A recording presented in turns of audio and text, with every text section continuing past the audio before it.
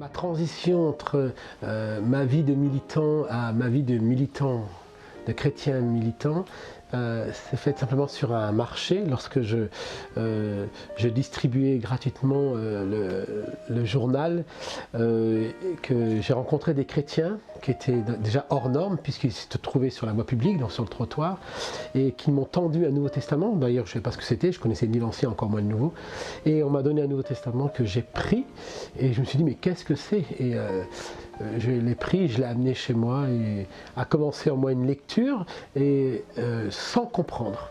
Et je peux dire pendant des mois, c'est comme, maintenant je pourrais poser un mot dessus, c'est-à-dire que le Saint-Esprit, mais Dieu me travaillait avec le peu de connaissances que j'avais pour me dire qu'il m'appelait. Mais à l'époque, je ne savais pas ce que c'était comme ça. Mais j'ai compris dans les mois qui ont suivi que Dieu non seulement voulait me rencontrer, mais il voulait m'appeler à autre chose. Et donc comme j'avais dit oui à ce militantisme de gauche qui était ma raison de vivre jusqu'à présent, j'ai dit oui à ce Christ, à ce Seigneur, à ce Jésus pour dire oui. Et ma première prière, elle était conditionnelle. Je lui ai dit, Dieu, si tu existes, je veux militer pour toi. Et je me suis couché tranquillement avec cette prière et je me suis réveillé différemment.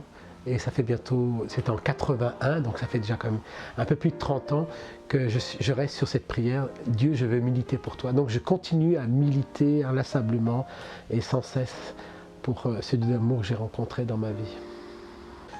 La chose qui a changé, d'abord, c'est moi-même, puisque je l'ai rencontré, donc il y a une valeur ajoutée à ma vie, c'est la présence de Dieu dans ma vie, qui fait que j'ai un autre regard sur moi-même, mais surtout sur les autres.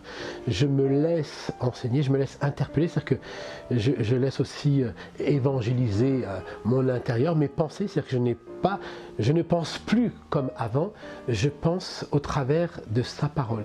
Donc s'inscrit en moi toute une formation qui est sans discontinu jusqu'à aujourd'hui et qui est sans arrêt jusqu'à ma mort, où Dieu embellit ma vie par sa présence, par son écriture, et tous les instants de la vie sont des moments que Dieu me propose pour le rencontrer et pour lui obéir et pour se révéler à moi. Et j'accepte ce quotidien où je lui demande de faire sa volonté dans ma vie.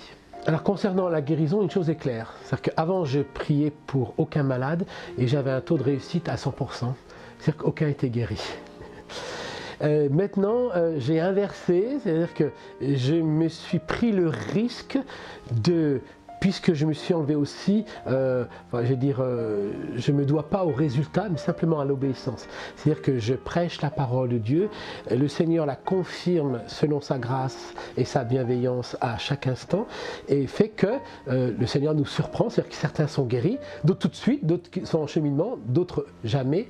Mais à la rigueur, on ne peut pas rencontrer, on ne sort pas indemne d'une rencontre avec le Christ. C'est-à-dire qu'à toutes les réunions de guérison, la première guérison, c'est la rencontre. C'est-à-dire que dès qu'il y a un lien qui se fait entre l'individu qui vient et ce Dieu qui se révèle par sa parole, c'est déjà une première guérison. Il y a une guérison de la relation, après il y a une guérison dans la réconciliation, il y a une guérison dans la demande, alors qui est des fois très souvent personnelle, de la paix, mais très souvent aussi qui s'accorde à la guérison du corps physique, même si le message de l'évangile n'est pas central sur la guérison physique, puisque Dieu veut d'abord nous guérir dans sa relation avec lui, c'est-à-dire au travers du salut. Donc nous sommes rétablis dans cette relation à Dieu, donc nous sommes sauvés. Et sauver, il peut aussi faire que nos corps soient guéris, mais c'est un plus dans nos vies. Moi, où je me suis laissé interpeller par l'écriture, c'est lorsque j'ai entendu un homme qui est pour moi un homme, un véritable homme de Dieu, hein. Cet homme s'appelle Jean-Claude Chablot, et il a prêché sur ce paralytique qui était à la piscine de Bethesda, et puis Jésus lui pose la question, mais pourquoi tu ne sautes pas? Et puis le malade répond à Jésus, je n'ai trouvé personne. Et en moi-même, c'est venu comme une épée qui a transpercé mon cœur.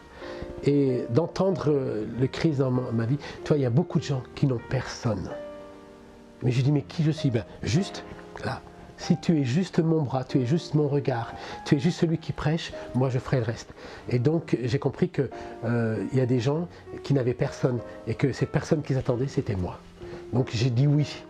Alors j'ai dit oui et j'ai commencé tout doucement. il ne faut pas mépriser le petit commencement et on n'est pas obligé de tout savoir tout de suite. Lorsqu'on aime, on ne se trompe pas. Et si on se trompe, c'est pas grave.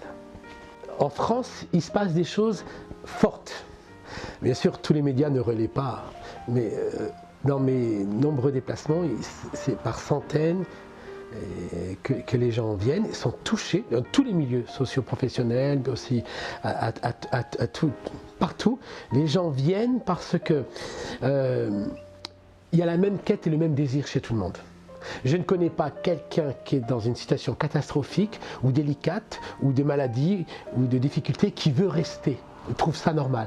Quelqu'un qui ne se soigne pas, c'est pas normal. Un adulte normalement constitué, lorsqu'il est touché par la maladie ou touché par la douleur, ce qu'il veut faire, c'est enlever la douleur. Il l'apaise, soit par un médicament ou par des tas de choses. Et de la même manière, lorsqu'on est mal, on va vers celui qui peut nous faire du bien. Et justement, Jésus est celui qui dit « Je suis venu pour ceux qui étaient dans le besoin, ceux qui étaient malades. » Donc notre message est à propos aujourd'hui plus que jamais, et notamment en France particulièrement, où il y a une telle désespérance, où en nous se porte le message de l'espérance, c'est-à-dire que l'espérance de Christ en nous, c'est la gloire pour ceux qui sont en besoin. Et donc j'aimerais dire que, en plus ces derniers mois, ces dernières années, de plus en plus, des milliers de personnes qui se tournent vers le Seigneur. Alors il n'y a pas besoin de donner un chiffre particulier. Toujours est-il que si quelqu'un dit si le 21e siècle c'est spirituel ou pas, ou religieux ou pas, c'est sûr qu'il va l'être. Par obligation, les gens se tournent parce qu'il y a en eux un vide, comme dit Blaise Pascal en forme de Dieu, il y a en eux ce vide qui les appelle et qui les amène vers Dieu. Donc c'est ce qui se passe actuellement en France. Moi, je vois beaucoup de guérisons, beaucoup de délivrances, beaucoup d'hommes et de femmes se tourner à tous les niveaux de la société. Alors, certains plus avec une certaine pudeur, donc en cachette, d'autres vont être devant les caméras, peu importe. Mais Dieu est en train de faire quelque chose inhabituel en France. Alors c'est vrai que on pense toujours que Dieu fait ses biens en Amérique du Sud ou ailleurs ou en Afrique. Mais il le fait beaucoup aussi.